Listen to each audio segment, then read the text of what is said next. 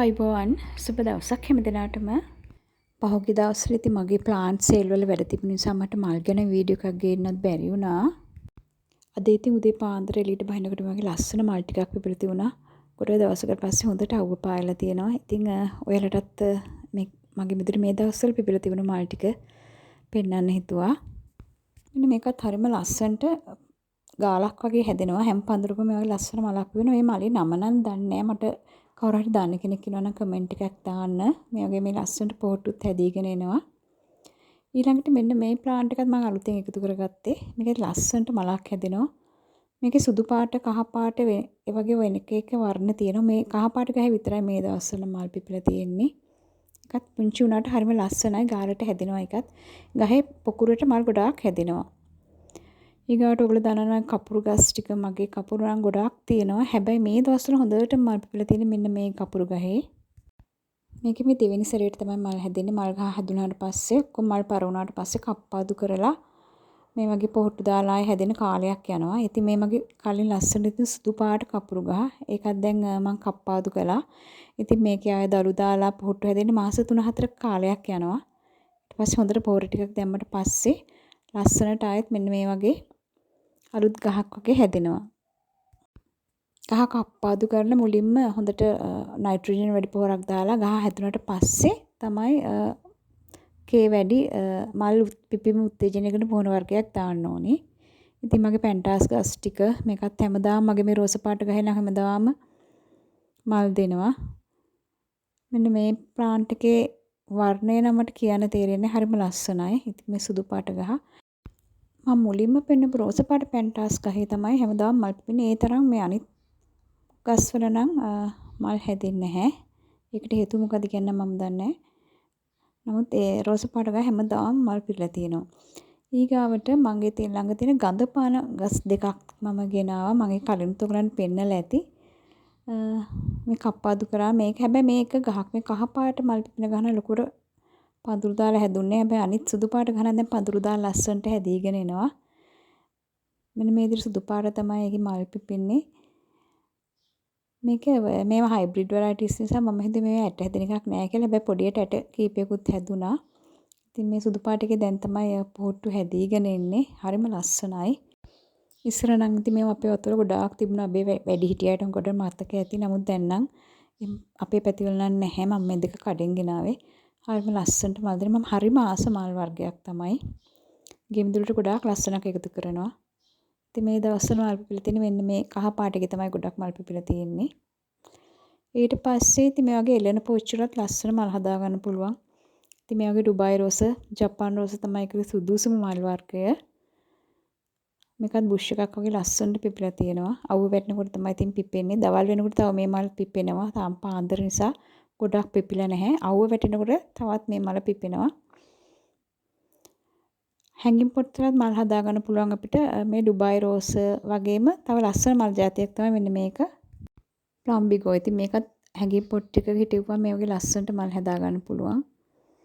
මේකේ සුදු පාට වර්ණයත් මල් ළඟ තියෙනවා. ඒනකොට මේ දවස්වල මල් හැදිලා නැති නිසා මම ඉස්සරහෙන් එල්ලුවේ නැහැ. හැමතිස්සෙම අපේ නිවසේ ඉදිරිපස තියාගන්න ඕනේ. ලස්සනට මල් හැදිලා අලංකාරවත් විදිහට තියාගන්න පුළුවන් ප්ලාන්ට්ස් එක. ඉතින් ඒක නිසා තමයි මම එක වර්ගයකින් පැල දෙක තුනක් තියාගෙන ඉන්නේ. මොකද හැම ගහකම හැම වෙලෙම මල් හැදෙන්නේ නැහනේ.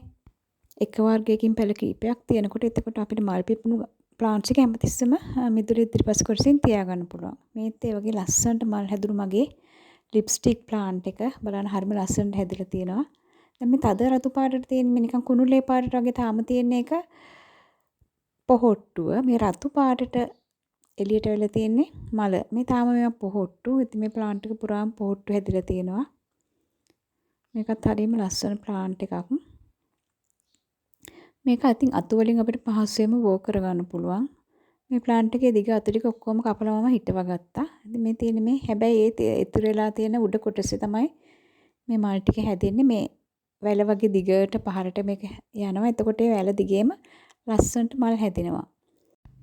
ඉතින් පහුගිය දවස්වල තිබිච්ච වැස්සත් එක්ක මම මේ අතු ටිකක් කපලා හිටව ගත්තා. පොඩ්ඩක් හැදිලා තියෙනවා.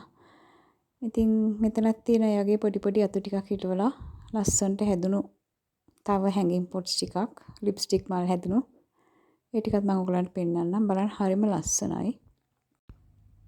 මේ තියෙන තවත් ඒ වගේ හැදුණු ප්ලාන්ට් එකක්. මේ තියෙන මම කිව්ව වැල වගේ පහළට ගිහිලා යටම වැල අගිස්සෙන් වගේ මල් පොකුරක් හැදෙනවා. එක එක ඒවා එක එක විදිහට හැදෙන. ඉතින් හරි ලස්සනයි. ඒකෙත් අර මේ තියෙන පොහොට්ටුවෙන් එළියට ඇවිල්ලා මල හැදෙනවා.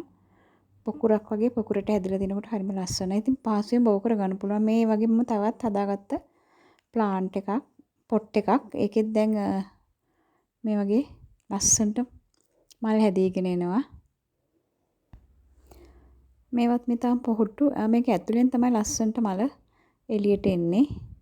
ඉතින් මේ වගේ ප්ලාන්ට්ස් පොට් කීපයක් තියෙනකොට අපිට හරිම ලස්සනට අපි විදුල සරස ගන්න පුළුවන්. මේක නම් මම මේ අඹ ගහක් යට එල්ලලා තියෙන්නේ මිදුලේ. මොකද මේකට අවුවත් ටිකක් අවශ්‍යයි මල් හැදෙන්න. පෙරිලා එන ආලෝකය වගේ ඕනේ. ඩිරෙක්ට් සන්ලයිට් එක යට තියන්න එපා. ඊගොට මේක නම් ඉතින් දැන් මල් පර වෙලා යන ගොඩාක් මල් හැදුනා මේ ගහෙත්. පහුගිය දවස්වල ඉතින් අර වැස්සට අහුණාම ටිකක් මල් ටික ඉක්මනට වැටෙනවා. අනිත් එක මේ වගේම තමයි මම ඉස්සර පෙන්නුවේ ප්ලම්බිගෝ ප්ලාන්ට් එක හැංගින් පොට් එකේ තියෙන. ඒකේ ලස්සනට තියෙනවා. හැබැයි මේකේ දැන් මල් ටික ලස්සනට නෑ. මොකද වැස්සට අහුණාම මේක නිකන් මල් ටික වැටිලා යනවා. මල් ටික ඇකිලිලා වගේ වෙනවා වතුර වැටුනාම. ඒක නිසා අපිට මල් පිරුණු ශාකයක් ඕන හැමතිස්සෙම ගොඩක් අර ඒක අවුව අවශ්‍ය වුණත් කෙලින්ම වැස්ස වැටෙන්නේ නැති තැනක තියා ගන්න ඕනේ. මේක මල් අවුවත් අවශ්‍යයි. නමුත් පේමන්ට් එකකින් වගේ තිබ්බම එක දිගට අවුව වැස්ස වැටෙන්නේ නැහනේ. එතකොට තමයි එනිමක ලස්සන මල් පොකුරු විදිහට හිටින්නේ. ගොඩක් වතුර වැටුණාම මේක බොහොම සියුම් මලක් හින්දා ඒක මල ඇකිලෙනවා මල් ටික බිමට වැටෙනවා. ඉතින් අපේ ගේ මිදුළු ලස්සන කරගන්න මල් වවනකොට ඒ වගේ පොඩි පොඩි ටිප්ස් තියෙනවා. ඒව ගැනත් පොඩ්ඩක් අපි සැලකිලිමත් වෙන්න ඕනේ. අනිත් එක අපි අතට අහුවෙන ඕනිම ගහක් ඕනිම මලක් ගෙනලා හිටව ගන්න. ටික දවසක් යනකොට මේ වගේ පඳුරු දාලා ලස්සනට හැදෙනවා. එතකොට අපිට ලස්සන මලින් පිරුණු ගේ මිදුලක් හම්බ වෙනවා. ඉතින් මේ වගේ අපේ නිවස ලස්සන කරන, ගේ මිදුල සරසන, මනස සුවපත් කරන ලස්සන මල් ටිකක් ගැන, ලස්සන ගස් ටිකක් ගැන කතා කරන්න අපි ආයෙත් වීඩියෝ එකකින් හමු වෙමු.